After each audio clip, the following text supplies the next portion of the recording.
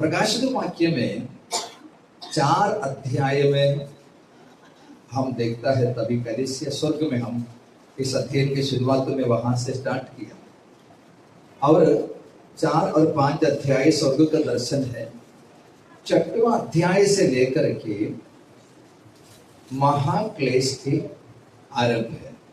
6वां अध्याय से लेकर के महाक्लेश का शुरुआत है। कलीसिया यहां से उठा लिया जाने से इस धरती पर क्या क्या होगा? कलीसिया अब यहां पर नहीं है तो धरती का क्या हालत होगा? नंबर 1, परमेश्वर फिर जो है सिर्फ अपवित्र लोगों का, अविश्वासियों का दुनिया रहेगा, मतलब अशांति का दुनिया रहेगा, क्योंकि पवित्र आत्मा और कलीसिया यहां से चले गए, उठा लिया गया। फिर यहां पर अधर्मी लोग, अविश्वासी लोग ये दुनिया में पूरा भरे रहेंगे। शैतान इस दुनिया को पूरी तौर से कब्जा करेगा। अब उसका इन्फ्लुएंस लोगों पर, उसके अंदर में पूरी तौर से नहीं आया क्योंकि कलीसिया यहां पर है, लेकिन कलीसिया को उठा लिया जाने के बाद पूरी तौर से कलीसिया के ये अनुपस्थिति में, पवित्र लोगों की अनुपस्थिति में जितने लोग यहां पर होंगे उनको शैतान उसके अधीन में रखेगा, उसके कब्जे में ले लेगा। वो समय के विषय में बाइबल कहता है महाक्लेश। महाक्लेश महाक्लेश जो शब्द है, ट्रिब्यूलेशन, ग्रेट ट्रिब्यूलेशन, ये शब्द बाइबल में हम लोग देखता है। दानियल का पुस्तक में 12 अध्याय का पहला वचन हम लोगों को पढ़े। ऐसा संकट का समय, ये संकट जो है उससे आया हुआ है ग्रेट ट्रिब्यूलेशन, महासंकट, महाक्लेश। मत्ती का सुसमाचार 24 अध्याय 24, 21, भारी क्लेश होगा। 29, उन दिनों के क्लेश के तुरंत बाद। और भी वचन है, इन सारे वचनों में क्लेश, संकट जो शब्द लिखा है उसमें से आया है महाक्लेश। ठीक, महाक्लेश के विषय में हम स्टडी करने के लिए दानियल के पुस्तक में हमें जाना होगा। दानियल के पुस्तक में अध्याय 9 में उसका पहला वचन। दानियल अभी बाबिलोन में है। बाबिलोन में दारियस राजा का पहले साल में दानियल यिर्मयाह नबी का पुस्तक पढ़ रहा था। वहां पर उस पुस्तक में यिर्मयाह का 29 में दानियल ने एक बात देखा, परमेश्वर इस्राएलियों के लिए 70 साल ठहराया है। 70 साल के बाद इस्राएलियों को बाबिलोन से, बंदुआई से छुटकारा मिलेगा। तो दानियल जब उसका कैलकुलेट किया, नेबुकदनेस्सर के समय में यहूदी लोगों को बंदी बनाकर लेके गए, तभी से लेकर दानियल का समय तक जब कैलकुलेट किया तो उनकी छुटकारा का समय बहुत ही नजदीक आए है। तो दानियल और प्रार्थना करने लगा लोगों की छुटकारा के लिए। वहां पर हम 3 से लेकर के नीचे के वचनों में इन बातों को पढ़ता है। जैसे दानियल प्रार्थना करते आ रहे थे, 20 वचन में हम लोग देखता है परमेश्वर का स्वर्गदूत वहां पर दानियल के पास आया। गब्रिएल दानियल के पास आया। दानियल के पास आकर दानियल से बातचीत किया।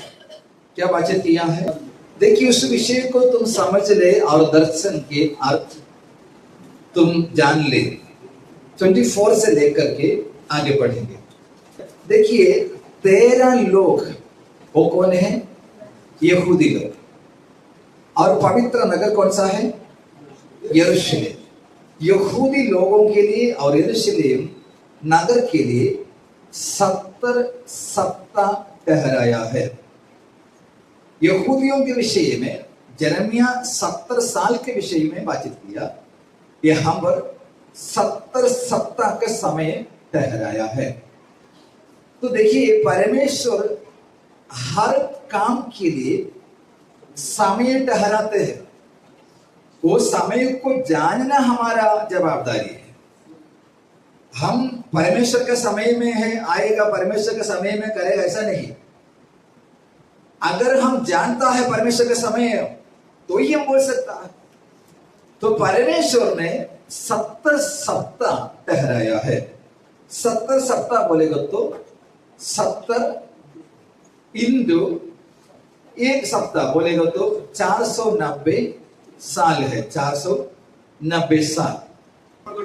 देखिए, ये हम पर ये 24 वचन में गब्रिएल स्वर्गदूत ने इतना लंबी बातों को शॉर्ट करके बताया है, क्योंकि अधर्म का अंत होना और धार्मिकता युगान युग तक होना बोलेगा तो महाक्लेश खत्म हो जाएंगे और प्रभु यीशु मसीहा की सनातन काल के राज्य के बारे में यहाँ पर गब्रिएल दानियल को शॉर्ट में बताया है। और 25 से लेकर ये यरूशलेम नगर को फिर से बनाने के लिए, फिर से बसाने के लिए आदेश निकलेगा। तब से लेकर अभिषेक को 26 में वो भी पढ़िए, यरूशलेम को फिर बसाने की आज्ञा दानियल अभी कहां पे है? बेबीलोन में। यरूशलेम शहर को पूरे तौर से तोड़ दिया हुआ है। तो यरूशलेम में मंदिर नहीं है।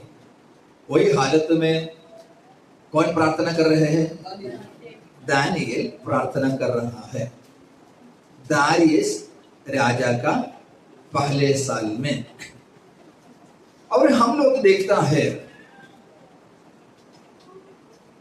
कुस्रू राजा साइरस, कुस्रू राजा के समय में क्या हुए है?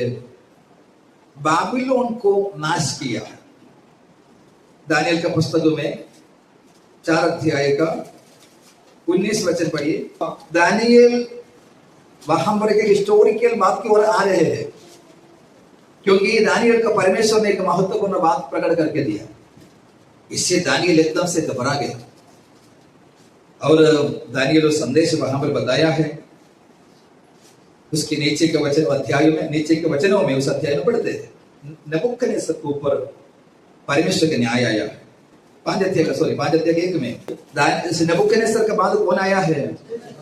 बेलशस्सर राजा आया है।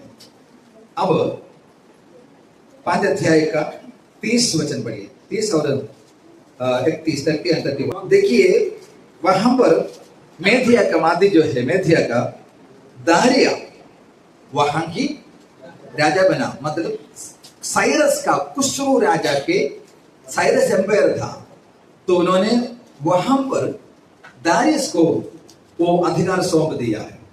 अब हम लोग देखता है उसका 9 अध्याय में हम लोग आया है। वहां पर लिखा है, पढ़ा है दारियस का पहला साल में। देखिए, हम पर दानियल 7-8 अध्यायों में परमेश्वर की ओर से दर्शन भी देखता है। फिर 9 अध्याय में आते हैं, दानियल जो दर्शन देखता है वो दर्शन का पूरा होना जो है, दानियल के समय में कुछ दर्शन पूरा हुआ। 9 अध्याय में जब आते हैं, दानियल इन सारी बातों को याद करके प्रार्थना कर रहा है। प्रार्थना करते समय ये संदेश गब्रिएल दानियल के पास लाया। गब्रिएल दानियल के पास आकर संदेश दिया। तब क्या बोले? यरूशलेम को फिर से बसाना है। अब यरूशलेम कैसे है? उजड़ा हुआ है। तो यरूशलेम का निर्माण, दानियल बाबिलोन में है, वही बाबिलोन है देश, लेकिन अब दूसरे राजा के हाथ में आया, मेदिया पर्शिया में। तो मेदिया पर्शिया में हम लोग देखता है एस्तर का पुस्तक, वहां पर वो मेदिया पर्शिया का साम्राज्य में है। फिर हम लोग देखते हैं नेहमिया